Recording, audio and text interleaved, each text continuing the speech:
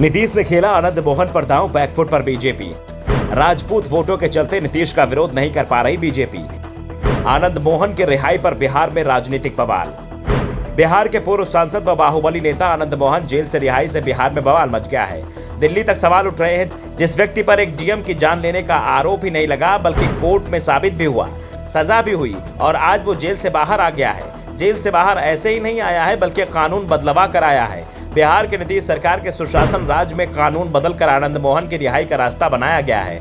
आनंद मोहन की रिहाई पर नीतीश की सियासी मंशा साफ है। सुशासन पर वोट की राजनीति भारी पड़ गई है, जिसका विरोध नीतीश कुमार जिंदगी भर करते रहे, अब उसके समर्थन में खड़े हो गए हैं। आखिर सियासत की मजबूरी है, मजबूरी कुर्सी की है और कुर्सी जो ना करवाए वो ठीक है। सबसे बड़ी बात, आनंद मोहन की रिहाई विरोध पक्ष की ओर से नहीं हो रही है बल्कि सत्ताधारी गठबंधन में ही हो रही है। बीजेपी को आनंद मोहन में वोट दिख रहे हैं, इसलिए बीजेपी उनका विरोध कर अपना आधार खोना नहीं चाहती। इसलिए बीजेपी नेता या तो खामोश हैं या फिर आनंद मोहन के समर्थन में खड़े हो गए हैं। बिहार के सियासत में आनंद मोहन 90 के दशक में राजपूत और सवर्णों की राजनीति कर आगे बढ़े थे। कोसी इलाके में वो एक बड़े राजपूत दबंग नेता के रूप में पहचाने जाने लगे, लेकिन अचानक ही बहुत कुछ बदल गया और आनंद मोहन को सजा हो गई। आनंद मोहन सिंह ने अपना सियासी सफर जेपी आंदोलन से शुरू किया था। 1990 में पहली बार जनता दल के टिकट पर महिषी सीट से विधायक बने। उसी साल पप्पू यादव ने लालू प्रसाद यादव के प्रति निष्ठा की शपथ लेते हुए सिंहेश्वर विधानसभा सीट से निर्दलीय जीतकर विधानसभा पहुंचे। देश में एक मंडल कमीशन लागू हुआ तो आनंद मोहन उसके विरोध में उतरे और राजपूतों के बीच मजबूत पकड़ बनाई।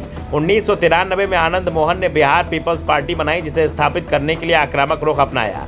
उनके जीवन का सबसे महत्वपूर्ण पड़ाव तब आया जब वैशाली लोकसभा उपचुनाव में उनकी पत्नी लवली आनंद ने आरजेडी उम्मीदवार को हरा दिया। साल 1994 को गोपालगंज के डीएम जी कृष्णैया की जान लेने वालों में आनंद मोहन का नाम आया।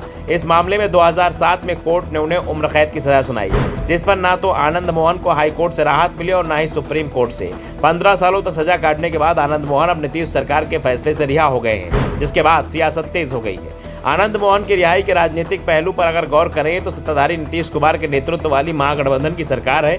उसे लगता है कि बिहार के राजपूत समाज का समर्थन उसे लोकसभा चुनाव में मिल सकता है। आनंद मोहन के जरिए आरजेडी राजपूत वोटों को अपने पाले में लाना चाहती है तो बीजेपी भी इस वोट बैंक को अपने साथ जोड़े रखना चाहती है। बिहार के राजपूत वोटों के समीकरण को देखते हुए आनंद मोहन की रिहाई पर बीजेपी पहले खामोश थी, लेकिन अब आनंद मोहन के समर्थन में खड़ी हो गई है। दरअसल बीजेपी को डर राजपूत समाज के विरोध का लग रहा है। बिहार में 5% के करीब राजपूत वोट माना जाता है, अभी तक ये वोट बीजेपी को मिलता रहा है। महागठबंधन इसी में सेंधमारी की कोशिश में जुटा हुआ है, इसलिए आनंद मोहन सिंह को रिहा किया गया है। आनंद मोहन की रिहाई का समर्थन करते हुए केंद्रीय मंत्री गिरिराज सिंह ने कहा कि उनकी रिहाई कोई बड़ी बात नहीं, बेचारे काफी समय सजा काट रहे थे। राज्य की जनता जानती है कि तत्कालीन सरकार ने उन्हें कैसे फंसाया था, लेकिन वर्तमान सरकार ने भी बड़ी चतुराई से आनंद मोहन की आड़ में किन किन लोगों को छोड़ने जा रही है, जरा उस सूची को देखें। राज्य की जनता इस खेला को खूब समझ रही है। आनंद मोहन की आड़ में जितने लोगों को छोड़ा गया, समाज इसके लिए वर्तमान सरकारों कभी माफ नहीं करेगा।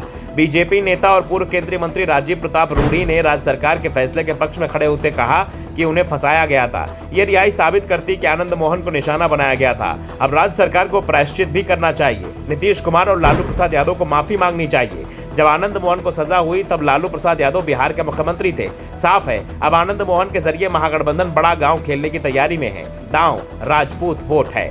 Bureau report, the such India.